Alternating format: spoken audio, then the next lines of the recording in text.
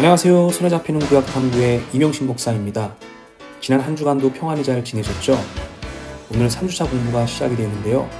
오늘 공부도 우리가 최선을 다하고 또 재밌고 신나게 공부했으면 좋겠습니다. 우리가 이렇게 열심히 공부할 때 하나님께서 우리들에게 성경을 보는 눈을 열어주시고 또 우리들에게도 큰 은혜를 주실 줄로 믿습니다. 이제 우리 3주차 공부 시작해 보도록 하겠습니다. 우리는 지난주에 구약의 핵심 주제를 살펴봤습니다.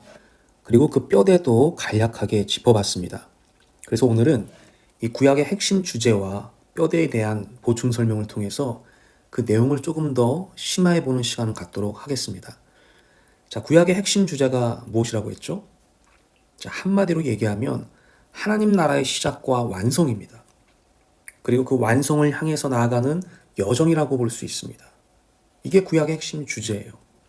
자, 이 핵심 주제가 중심이 되어서 구약의 모든 이야기들이 전개가 되고 있는 것입니다. 그런데 그 이야기들은요, 중구난방으로 혹은 주먹구구식으로 전개되는 것이 아니라 아주 명확하게 구분할 수 있는 이 9개의 시대적 흐름을 관통하면서 모든 이야기들이 펼쳐진다는 것입니다. 그래서 구약 성경에는 명확하게 구분 가능한 9개의 시대가 존재합니다. 자, 그 9개의 시대는 바로 이 밑에 이와 같습니다. 자, 어떤 시대가 있는지 우리가 한번 순서에 맞춰서 하나하나 살펴보도록 하겠습니다. 자, 가장 먼저 창조와 번성 시대가 있고요. 자, 그 다음 믿음의 족장 시대가 있고, 자, 그 다음 출애굽 광야 시대가 있고, 그 다음 가나안 정복 시대가 있고, 그 다음 혼돈의 사사 시대가 있습니다. 그리고 이 시대가 끝나면 통일된 왕정 시대가 오고요. 또 이 통일된 왕정 시대 이후에는 분열된 왕정 시대가 있게 되고, 그리고 바벨론 포로 시대를 거쳐서 귀환과 회복 시대를 지나게 됩니다. 이 9개의 시대적 흐름을 통해서 구약의 중심, 주제와 뼈대가 형성이 된다는 것입니다. 자, 그러면 이 각각의 시대에 어떤 사건들이 있었는지 그 중심 사건들을 통해서 구약의 뼈대를 조금 더 견고하게 맞춰보도록 하겠습니다. 구약에 등장하는 첫 번째 시대는 창조와 번성 시대입니다. 창조와 번성 시대. 자, 이름만 들어도 대충 어떤 시대인지 감이 오실 겁니다. 하나님께서 이 땅 가운데 하나님의 나라를 건설해야 되겠다. 그렇게 작정하시게 됩니다. 자, 그러면 하나님 나라를 건설하기 위한 무대가 필요하고 토대가 필요하겠죠. 이 땅이라고 하는 곳이 필요하잖아요. 그래서 하나님께서 우주를 창조하시게 돼요. 이 말은 눈에 보이는 이 물질 세계를 창조했다는 겁니다. 이 땅의 세계를 만드셨다는 걸 얘기해요. 그래서 우주를 만들고 지구를 만들고 자연을 만들고 에덴 동산을 만들고 그리고 그 안에 마지막에 하나님의 형상으로 만든 아담과 하와를 만드셨습니다. 그리고 그들에게 아주 명확한 하나님 나라의 시작과 완성을 위한 사명을 주십니다. 너희는 생육하고 번성하라, 또 충만해라, 그리고 온 땅을 정복하라, 확장하라는 얘기입니다. 그리고 그 모든 땅들을 하나님의 통치 원리로 다스려라, 이렇게 말씀을 하시죠. 자, 그런데 이 아담과 하와가 어떻게 했습니까? 하나님의 사명과 언약을 신실하게 이행하지 못하고 선악과 사건을 통해서 하나님 앞에서 범죄하고 타락하게 됩니다. 그래서 에덴 동산에서 추방당하게 되죠. 자, 이렇게 아담과 하와가 실패했다고 해서 하나님의 그 위대한 작정과 계획이 중단되었느냐? 그것이 아니라는 겁니다. 하나님의 그 계획은 아담의 후손으로 이어지게 된다는 거예요. 그래서 셋의 계보를 통해서 가인의 계보를 통해서 이어지게 됩니다. 그래서 온 땅에 이 셋의 자손들과 가인의 자손들이 번성하게 돼요. 하지만 그 번성은 이 하나님 나라와 상관이 없는 번성이었어요. 하나님 나라를 위한 번성이 아니라 인간의 왕국을 세우기 위한 번성, 자기 나라를 세우기 위한 번성이었다는 것이죠. 인간의 욕망이 극대화되었던 시기, 그래서 각종 범죄와 타락이 자행됐던 시기였습니다. 하나님께서 그 모습을 보시고 한탄하시죠. 그리고 사람 지으신 것을 후회하셨습니다. 그리고 그들을 심판하기 위해서 대홍수를 일으키시게 됩니다. 그래서 지면에 있는 모든 생물들을 다 쓸어버리게 되죠. 자, 그러면 하나님 나라의 그 계획은 누가 이어가냐? 그렇죠. 그 대홍수의 유일한 생존자, 바로 이 노아와 그 자손들이 하나님 나라의 그 위대한 계획을 이어가게 되는 거예요. 그래서 하나님이 노아와 다시 새로운 언약을 맺으시죠. 그 언약은 아담과 맺었던 그 언약이죠. 그래서 그래서 이 노아에게도 생육하고 번성하고 충만하고 정복하고 다스려라, 이 언약을 주십니다. 그래서 노아의 세 아들 셈함 야벳이 다시 온 땅 가운데서 번성하고 생육하게 됩니다. 자, 그런데 결국 어떻게 되죠? 이들도 바벨탑 사건을 통해서 심판을 받게 됩니다. 그리고 온 땅 가운데 이들을 하나님께서 흩어버리시게 돼요. 언어를 혼잡케 함을 통해서. 자, 그래서 이 창조와 번성 시대의 이 특징을 제가 밑에 두 가지 적어놨는데 뭐죠? 하나님 나라 건설을 위한 무대를 창조한 시기였다. 그렇죠. 그리고 두 번째는 아담과 그의 자손들을 통해서 하나님 나라를 건설해가는 스토리, 그 이야기를 기록한 것이 바로 창조와 번성 시대다라는 겁니다. 자, 그럼 이러한 내용들이 이 성경 어디에 기록이 되어 있을까요? 그렇죠. 바로 창세기에 기록이 되어 있습니다. 창세기. 이제 바벨탑 사건을 끝으로 두 번째 믿음의 족장 시대로 이제 넘어가게 돼요. 자, 믿음의 족장 시대에 넘어가게 되면 하나님께서는 이 아브라함이라고 하는 한 개인에게 모든 시선을 돌리게 됩니다. 이 아브라함을 부르시고요. 그 아브라함의 자손들을 통해서 하나님 나라 건설의 계획을 이어가게 하세요. 그리고 아브라함과 언약을 맺으십니다. 그 언약이 우리가 다 알고 있죠? 유명한 언약이죠. 내가 너의 자손을 하늘의 별과 같이 바다의 모래알같이 많아지게 해주겠다. 충만하게 해주겠다. 이렇게 말씀하십니다. 결론적으로 보면 아담과 노아와 맺었던 언약과 똑같은 의미예요. 그런데 좀 재밌는 것은 이 말의 표현이 조금 더 고급스러워졌다고 해야 될까요? 자, 아담과 노아와 맺었던 언약은 굉장히 직접적인 표현이었죠. 생육하고 번성하고 땅에 충만해라. 자, 그런데 아브라함과 맺은 언약의 내용을 보면 그 언어가 굉장히 시적이고 또 감성적이라는 것을 알게 돼요. 하늘의 별처럼 바다의 모래알처럼 충만하게 할 것이다. 이렇게 말씀합니다. 자, 그래서 그 언약이요, 이 이삭을 통해서 야곱을 통해서 요셉을 통해서 계승되게 됩니다. 그래서 아브라함, 이삭, 야곱, 요셉 이렇게 4대에 걸쳐서 결국에는 70명이라고 하는 대가족을 형성하게 돼요. 그리고 그 70명의 대가족은 이제 믿음의 대가족이 된 것이죠. 그 대가족은 요셉의 마지막에 그 애굽의 총리가 되잖아요. 그래서 그 애굽을 통해서요, 그 요셉을 통해서 이제 애굽으로 이주를 하게 됩니다.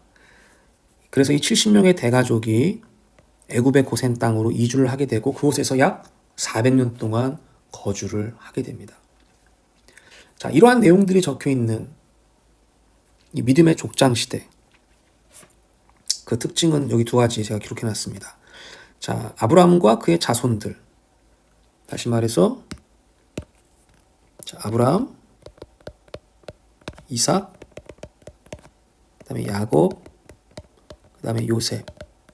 이들을 통한 하나님 나라의 건설 이야기다. 그게 믿음의 족장 시대에 대한 내용이에요. 그리고 야곱의 대가족, 이 70명은 하나님 나라를 위한 씨앗이라는 것이죠. 하나님 나라를 위한 씨앗이다.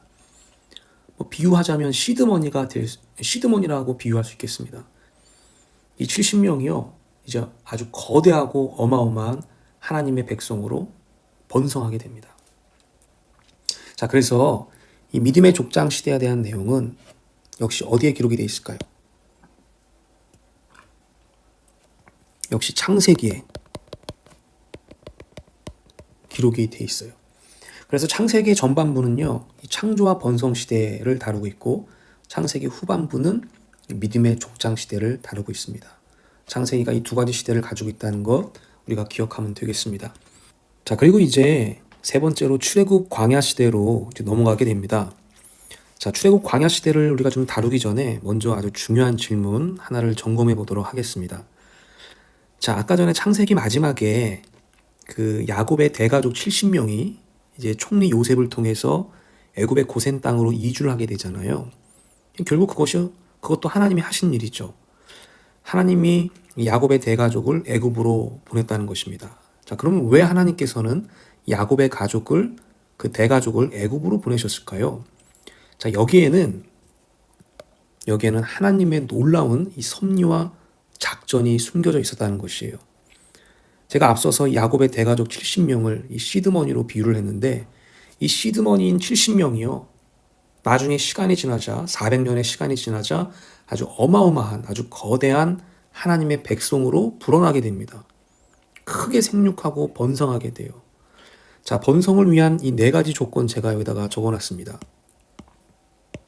그 조건이 뭐죠? 첫 번째는 전쟁이 없는 곳이어야 돼요. 전쟁 발발 빈도가 높은 곳에서는 당연히 번성할 수 어렵겠죠. 그리고 기근이 없는 곳이어야 돼요. 자연재해 피해가 적은 곳이어야 됩니다. 그리고 식량이 아주 풍성한 곳이어야 됩니다. 음식이 있어야 생육을 할 거잖아요. 그리고 거주할 수 있는 시간이 아주 길어야 돼요.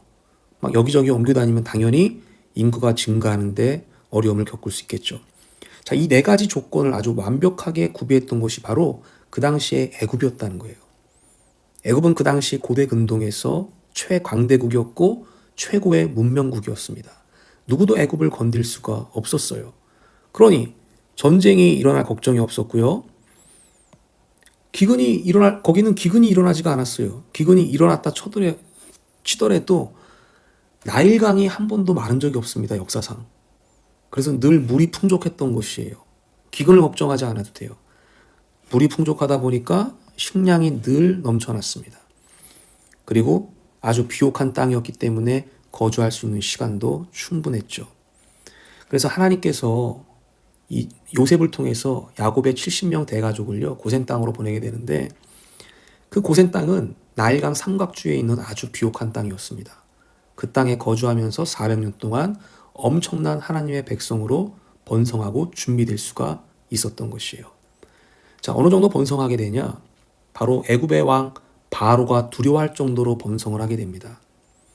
하나님의 백성들이 이제 완벽하게 준비가 된 것이죠. 하나님 나라를 세우기 위한 하나님의 백성들이 준비가 된 것입니다. 그래서 하나님께서 모세를 부르셔서 출애굽을 하게 하십니다. 10가지 재앙을 통해서 애굽을 나오게 되죠. 그리고 극적으로 홍해를 건너게 되고 어디로 들어가죠?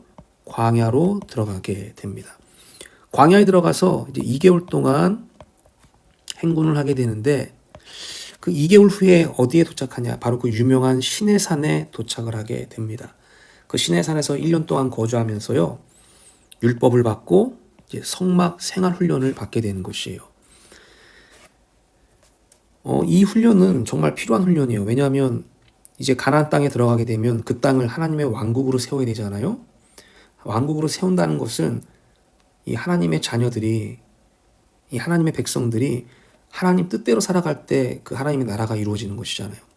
그래서 하나님의 뜻이 무엇인지, 하나님을 어떻게 섬기는 것이 맞는지, 자, 그런 훈련들을 배울 수 있는 시간이었다는 거죠. 이 시내산 1년의 기간이. 그래서 그 1년의 훈련 기간이 끝나고요, 이제 가나안을 정복하기 위해서 가나안 땅으로 진군하게 됩니다. 그래서 그 가나안 초입인 이 가데스 바다에 도착을 하게 되고, 이곳에서 모세는 정탐꾼 12명을 보내게 됩니다. 정탐꾼을 왜 보냈냐면, 가나안 땅은 그 약속의 땅, 가나안 땅은 공토가 아니었어요. 무주공산이 아니었습니다. 가나안 족속들이 이미 자리를 잡고 아웅다웅 살고 있었습니다. 그래서 그 땅을 차지하기 위해서는 반드시 전쟁이 필요했어요. 그래서 그 적들을 알아보기 위해서, 그 동태를 살피기 위해서 12명의 정탐꾼을 보냈던 것이죠. 자, 그런데 이 12명의 정탐꾼들이 40일 동안 정탐을 하고 나서 돌아오게 되는데, 그 의견이 10대 2로 나눠지게 됩니다. 10명, 이 다수의 10명은요, 부정적인 의견을 피력합니다. 저들이 너무 강해서 우리가 싸울 수 없다는 거예요. 싸우면 우리가 백전백패한다는 것이죠. 그리고 나머지 2명, 갈렙과 여호수아죠. 이들은 긍정적인 의견을 피력합니다. 저들이 강한 건 맞다. 그러나 우리와 함께 하신 하나님이 더 강하기 때문에 우리가 그 땅을 차지할 수 있다라고 얘기합니다. 하지만 이스라엘 백성들은 이 10명의 의견에 귀를 기울이게 돼요. 그래서 그 자리에서 통곡하게 되고 하나님 앞에서 불신을 보이게 됩니다. 그러자 하나님께서 어떻게 하시죠? 그들에게 형벌을 내리시는데, 그 형벌이 뭡니까? 너네들이 40일 동안 정탐한 그 기간을 연으로 바뀌어서 40년 동안 너희들은 광야에서 방황하게 될 것이다. 그렇게 얘기해요. 그리고 모세와 함께 출애굽했던 그 출애굽 1세대들은 광야에서 다 죽게 되고 너희의 자녀들 출애굽 2세대들이 가나안 땅에 들어가게 될 것이다. 그렇게 말씀합니다. 그래서 이 광야 생활 40년을 지나게 되고요. 이제 마지막 40년째 되던 해에 이제 출애굽 2세대로 채워졌겠죠. 1세대들은 거의 다 죽고 2세대들로 채워지게 되는데 2세대들 데리고 이제 전쟁을 해야 되잖아요. 그래서 가나안 정복을 위한 인구 조사를 마지막에 실시하게 됩니다. 자, 이 같은 광야 생활 40년의 생활, 이 전반적인 내용이 어디에 기록이 되어 있냐면 민수기에 기록이 되어 있어요. 자, 이렇게 해서 출애굽 광야 시대는 어떤 특징이 있냐면, 자, 야곱의 70명 대가족이 최소 200만 명 이상으로 번성했던 시대입니다. 그래서 그 번성은 결국 하나님 나라를 위한 이 이스라엘 백성들이 준비됐던 시기였던 것이죠. 그게 바로 이 출애굽 광야 시대예요. 자, 그러면 이 출애굽 광야 시대를 기록하고 있는 구약 성경은 어떤 책일까요? 그렇죠. 출애굽자가 들어가니까 출애굽기죠. 출애굽에 해당되는 모든 내용들은 출애굽기에 다 기록이 되어 있어요. 그리고 이 광야 시대에 대한 전반적인 내용은 아까 어디 있다고 했죠? 민수기. 그래서 민수기가 들어가요. 자, 그러면 우리가 이 구약 성경 목록을 보면 첫 번째가 창세기, 출애굽기, 그다음 레위기잖아요. 근데 레위기는 어디로 빠지고 갑자기 민수기가 나왔을까요? 자, 레위기는 어디에 나오냐면 저기 보세요. 아까 전에 시내산에서 1년 동안 거주했다고 했죠. 여기 1년 동안 거주하면서요, 모세가 시내산에서요 10계명도 받고 613개의 율법을 받아요. 그 율법을 정리한 책이 바로 뭐예요? 이게 바로 레위기입니다. 자, 그러니까 이 레위기는요 어디에 속해 있는 책이에요?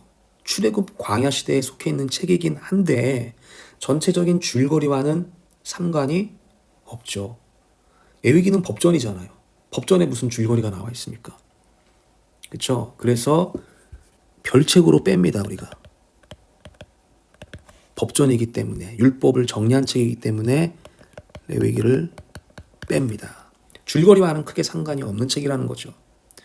자, 그 다음에 창세기, 출애굽기, 레위기. 자, 레위기는 별책으로 뺐고, 그 다음 민수기가 들어갔고, 그 다음이 뭐예요? 신명기죠. 자, 신명기는 어떻게 될까요? 자, 신명기도요 여기 별책으로 빼게 돼야 돼요. 자, 왜냐하면 자, 이 신명기가 어떤 책이냐면 레위기랑 비슷한 책이에요. 레위기랑 비슷한 책. 자, 이 레위기는요 시내산에서 1년 동안 거주하면서 하나님께 받은 율법을 정리한 책이라고 했죠. 자, 그래서 모세가 그 레위기를 통해서 출애굽 1세대들을 훈련을 시켰습니다.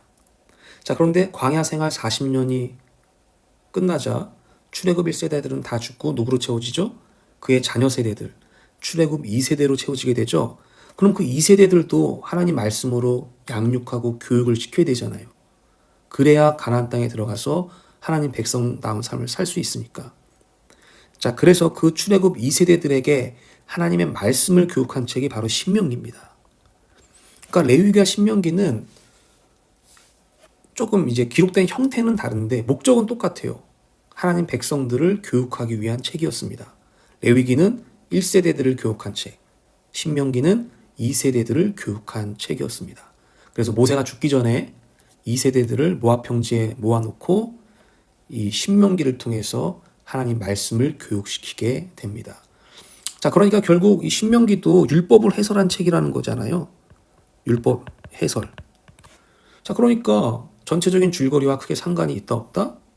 없게 되는 것이죠. 그래서 출애굽 광야 시대에 속해 있는 책이기 때문에 여기서 별책으로 빼게 되는 것입니다.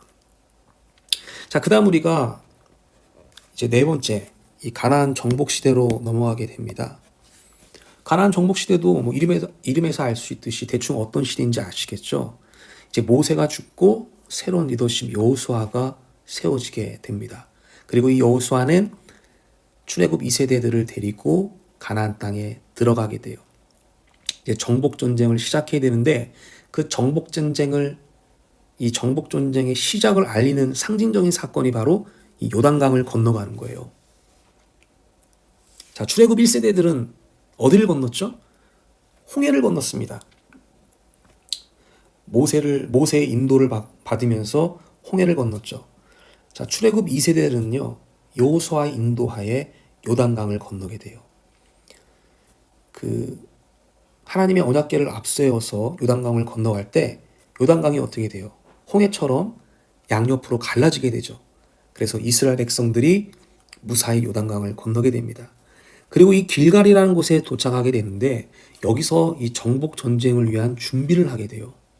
하나님께서 준비를 시켜주시는데요. 3가지를 말씀하십니다.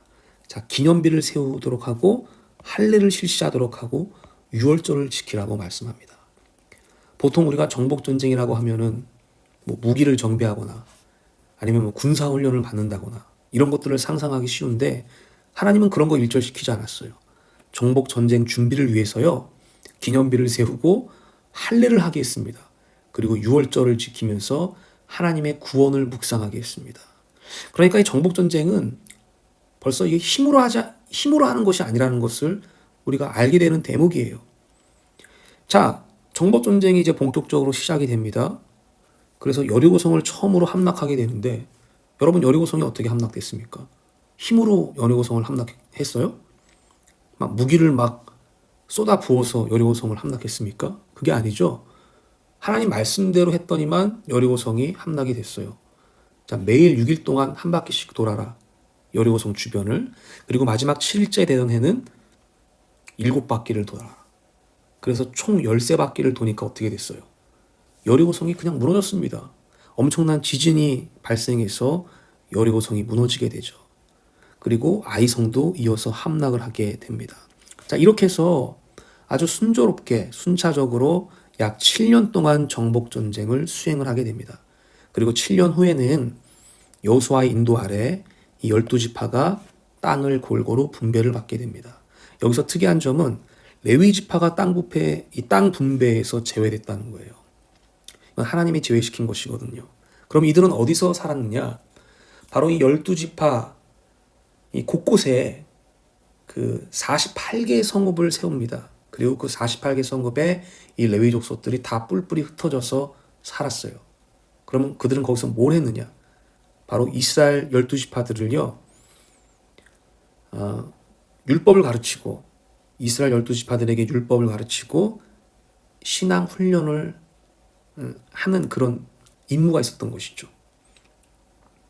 따라서 이 이스라엘 12지파는요. 왕이 있는 것이 아니고 하나님이 직접 왕이 되셔서 백성들을 인도하고 통치하는 이 신정 정치 체제로 이제 들어가게 되는 것이에요. 자, 그래서 이 가나안 정복 시대의 특징은요. 하나님 나라 건설의 이 외적인 토대가 다 갖춰진 시대가 됩니다. 자, 백성들이 있죠. 또 율법이 있죠. 정복 전쟁을 통해서 영토를 확보했죠. 하나님 나라 건설을 위한 외적인 요소들이 다 구비되었던 시대라는 겁니다. 그래서 이스라엘은 이제 제사장 나라가 되고 거룩한 나라가 돼서 주변으로 하나님의 나라를 확장해야 되는 이 사명과 임무가 있는 이제 그런 시대가 이 가나안 정복 시대라는 것을 알 수가 있습니다. 자, 그러면 이러한 이야기들은 구약 성경 어디에 기록이 되어 있을까요?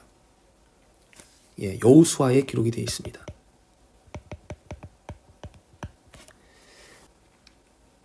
가나안 정복 시대를 끝으로 이제 5번째 이 혼돈의 사사 시대를 맞이하게 됩니다. 이 혼돈의 사사 시대도요. 가나안 정복 시대의 말기와 똑같아요. 상황이. 하나님 나라의 외적인 요소가 이 완성된 시대예요. 수많은 백성들이 있었고 명확한 하나님의 율법이 있었고요. 또 정복 전쟁을 통해서 얻은 영토들이 있었습니다. 자, 이런 외적인 요소들이 완전히 구비가 된 시대였어요. 그래서 이 요소들을 토대로 해서 이제 이스라엘 백성들은 하나님 나라의 완성을 향해서 나아가야 될 이 사명이 있었던 것이죠. 다시 말해서 거룩한 제사장 나라의 사명을 감당해야 되는데 너무나 안타깝게도 이들은 다시 반복되는 죄의 사이클에 넘어지게 됩니다. 제가 여기 반복되는 죄와 회개의 사이클이라고 적어놨는데 이게 일명 그 사사기 사이클이라고 그래요. 자, 사사 시대가 총 410년간의 기간인데요. 이 기간 동안 이 사사기 사이클이 계속 돌아가게 돼요. 타락하고요. 하나님께서 심판하시죠. 그러면서 하나님께서 고난이 오게 됩니다. 그럼 이스라엘 백성들이 힘들어서 간구하게 되고요. 하나님께서 그 간구를 들어주셔서 그들을 구원하게 됩니다. 이 다섯 개의 바퀴가 계속해서 굴러가게 돼요. 사사시대 내내. 특별히 하나님께서 이스라엘 백성들을 구원하실 때 이 사사들을 보내셔서 구원하십니다. 그래서 하나님이 이 사사들을 통해서 이스라엘 백성들을 구원하시고 인도하시는 시대라고 해서 이 시대를 사사시대라고 부릅니다. 총 이스라엘에는 12명의 사사들이 있었습니다. 이 혼돈의 사사시대의 특징은 하나님 나라의 외적인 요소는 완성되었잖아요. 그래서 이것은 성공했다고 볼 수 있지만 내적인 삶은 실패하게 된 것이죠. 반복적인 죄와 이 죄를 통해서. 그리고 충분히 도약할 수 있었던 시대였음에도 불구하고 영적으로 후퇴했던 안타까운 시대였다는 겁니다. 이러한 기록들이 구약 성경 어디에 기록이 되어 있을까요? 그렇죠. 혼돈의 사사시대니까 바로 이 사사기에 기록이 되어 있습니다. 여기서 또 하나 우리가 조금 체크해야 될 것이 구약 성경 가운데서 사사시대에 속해 있는 책이 또 하나 있습니다. 그 책이 어떤 책이냐면 바로 룻기라는 책이에요. 그럼 룻이라고 하는 여인 아시죠? 모압 여인 룻. 이 룻의 이 구원의 여정, 그 구원의 과정을 그린 책이 바로 이 룻기인데, 룻기는 물론 이 사사시대에 속해 있는 책이지만 룻기 개인의 에피소드거든요. 이 개인적 에피소드. 그렇기 때문에 이스라엘이라고 하는 이 전체 줄거리와는 조금 동떨어져 있다는 것이죠. 그래서 이 룻기를 별책으로 빼놓게 되는 것입니다. 이제 이렇게 해서 혼돈의 사사시대가 끝나고 이제 통일된 왕정시대로 넘어가게 되는데요. 백성들이 이 강력한 왕을 요구해요. 사사시대 때 활동했던 그 마지막 이 어간에 활동했던 선지자가 사무엘인데 바로 그 사무엘 선지자에게 백성들이요 왕을 요구합니다. 우리에게 강력한 왕이 없기 때문에 우리가 이렇게 혼돈의 시간을 보냈습니다. 이렇게 얘기를 해요. 그래서 그 혼돈의 시간의 원인이 왕이 없기 때문이라는 것이죠. 그래서 그 왕을 요구하게 되고 초대왕 사울을 시작으로 이제 신정체제에서 왕정체제로 전환이 일어나게 되는 겁니다. 통일된 왕정시대라고 제가 여기 말씀을 드렸는데 이 말은 무슨 말이냐면 왕이 하나였던 시대를 얘기하는 겁니다.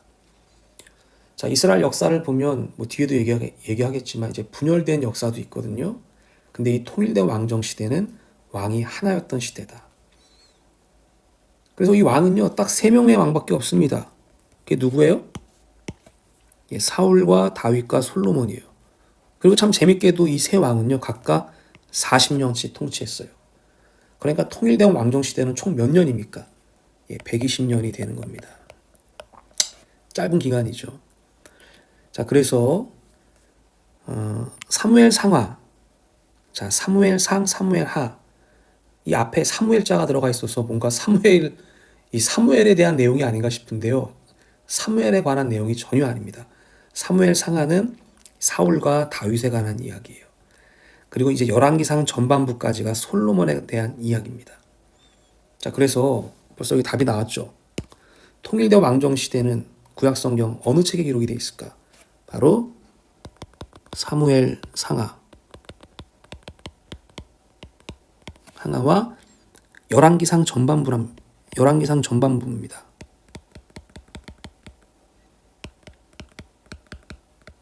전반부가 기록이 되어 있어요. 이 통일된 왕정시대가요 이스라엘 역사에서 가장 번영했던 시기입니다. 또 가장 안전했던 시기고요. 또 하나님 나라의 특징을 부분적으로 성취했던 시기예요. 다윗이나 솔로몬 같은 시대는 너무나 번영했기 때문에 주변 나라국들도 하나님의 존재감을 느끼게 되고 또 이 솔로몬 같은 경우는 주변에서 엄청난 조공을 받았죠. 그리고 세계 각지에서 솔로몬의 그 지혜를 듣기 위해서 찾아올 정도로 솔로몬의 지혜가 탁월했던 시대입니다.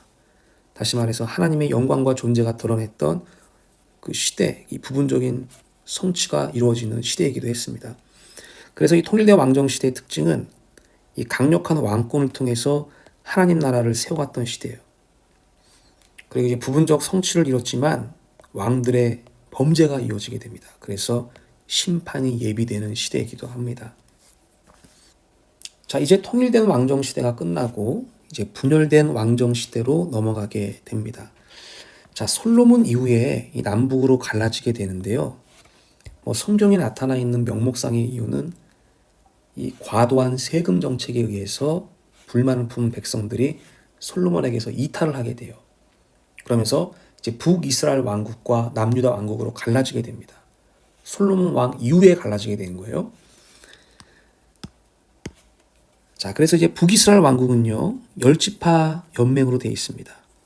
초대 왕이 여로보암이고 수도는 사마리아예요.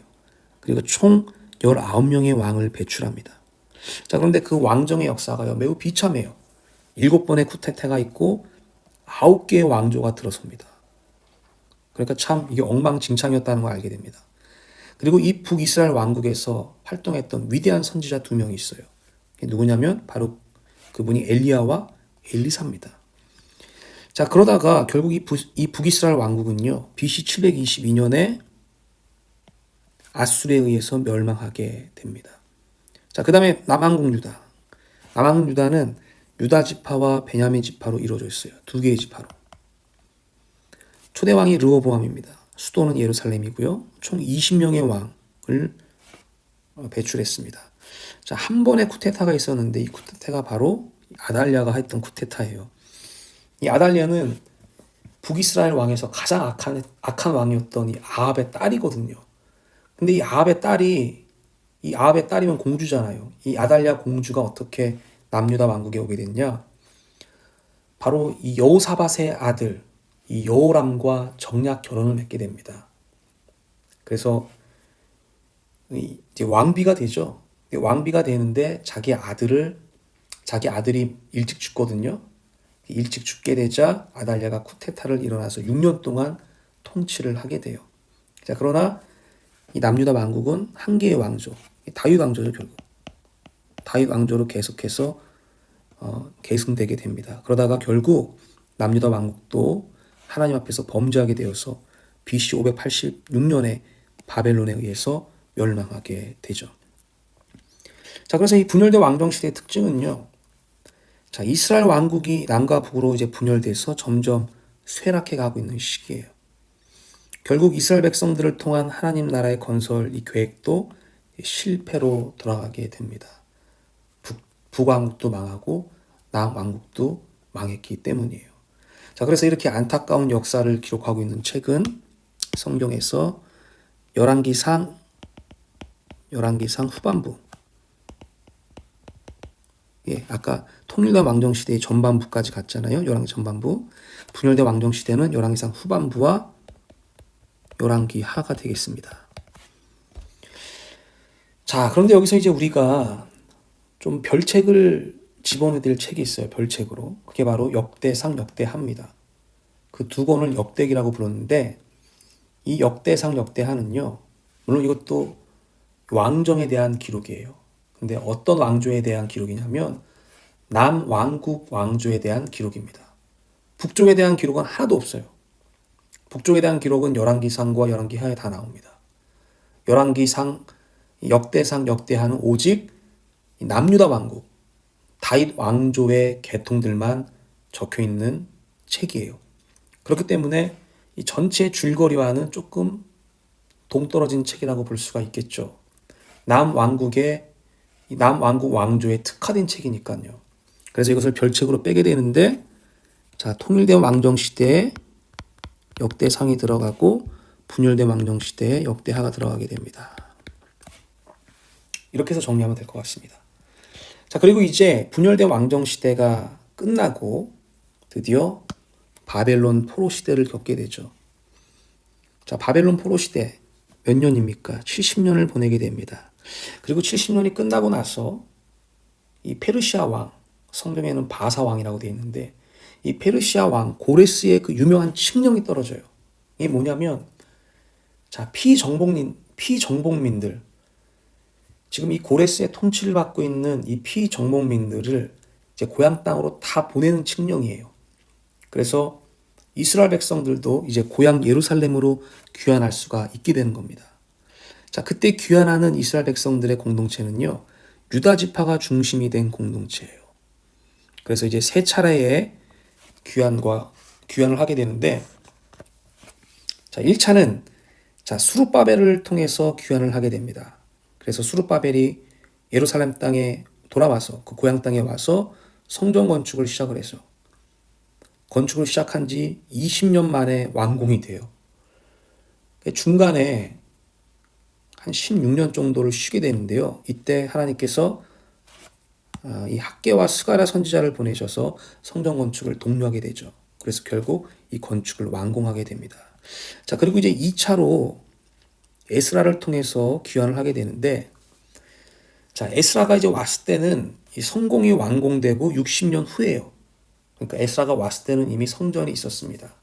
그래서 에스라는 이 성전 생활을 회복하고 신앙을 성장하는 데 중점을 두게 됩니다.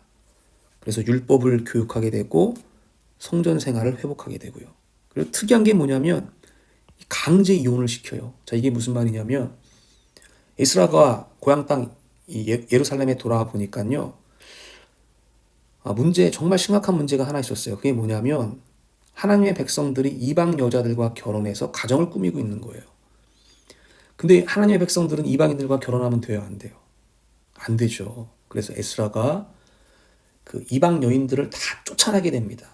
그래서 무려 110쌍을 강제로 이혼을 시키게 돼요. 그러면서 하나님 백성의 그 점교람과 순교람을 유지를 시키게 됩니다. 그리고 마지막 3차 이 느헤미야를 통해서 귀환하게 되는데, 이 느헤미야는 귀환해서 이제 성벽을 재건하게 되죠. 성벽을 재건했다고 하는 것은 예루살렘 도시를 이제 완벽하게 준공했다고 하는 얘기입니다. 자, 그래서 느헤미야는 2차 귀환 후 약 13년 후에 오게 되고요. 에스라와 동역하면서 하나님의 백성들을 거룩한 백성으로 훈련시키게 됩니다. 자, 그래서 이 귀환과 포로 시대, 이 귀환과 회복 시대의 특징은, 자, 하나님 나라 건설을 위한 새로운 세대가 준비되는 시기죠. 그리고 이 중간기를 거쳐서 신약 시대로 들어가는 시기가 되겠습니다. 자, 그러면 이 바벨론 포로 시대와 이 귀환과 회복 시대를 기록하고 있는 구약 성경은 어떤 책일까요? 에스라와 느헤미야입니다. 자, 그리고 이 에스라 밑에 바로 이제 별책으로 하나 들어갈 게 있는데, 그게 바로 에스더예요. 여러분 에스더 아시죠? 자, 이 에스더는 에스라 시대 때 있었던 사건이에요. 그 에스더, 하만의 계략에 의해서 그 바벨론 유배지에서 생활하고 있던 유대인들이 말살당할 뻔했는데, 에스더의 지혜로 유대인들이 극적으로 구원을 받게 되죠. 자, 그 사건을 기록하고 있는 게 에스더서인데, 그게 에스라 시대에 속해 있는 책이에요. 그래서 에스라 밑에 이제 별책으로 넣게 됩니다. 왜냐하면 이것은 어떻게 보면 에스더의 개인적인 에피소드, 관련이 있기 때문이죠. 전체 줄거리와는 조금 동떨어져 있기 때문에 에스라 밑에 별책으로 넣게 되는 것입니다. 자, 이렇게 해서 우리가 전체 이제 9개 시대를 전부 살펴보게 됐습니다. 자, 그래서 정리를 하면은 결국 이 구약 성경의 9시대와 뼈대를 정리하게 되면 이와 같습니다. 자, 창조와 번성 시대와 믿음의 족장 시대는 창세기고요. 출애굽 강야 시대는요, 출애굽기와 민수기.